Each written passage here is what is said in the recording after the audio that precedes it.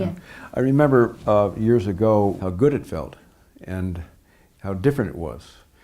Because I had been in theater and early television, and suddenly something shifted after Butch Cassidy.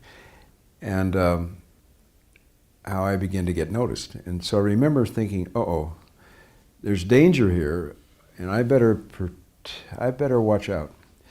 I don't want to buy into this. I don't want to let this affect me. So I made 3 notes to myself. And it all had to do with the word object. And I said, the first thing is you begin to be treated like an object. And it feels different and it feels good. And then if you're not careful, you'll begin to behave like an object. And if you're not careful with that, you become an object. So I put that up for myself to be careful. So I was doing pretty well. And then, I'll just tell you this quick story, but where I learned about the value of humility.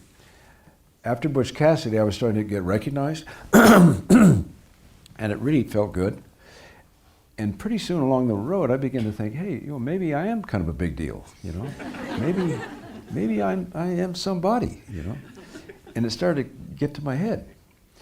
I was getting ready to cross the street in Wilshire Boulevard, and I was about to step off the curb, and this car came as the light was changing, and it was full of a lot of teenagers in the car.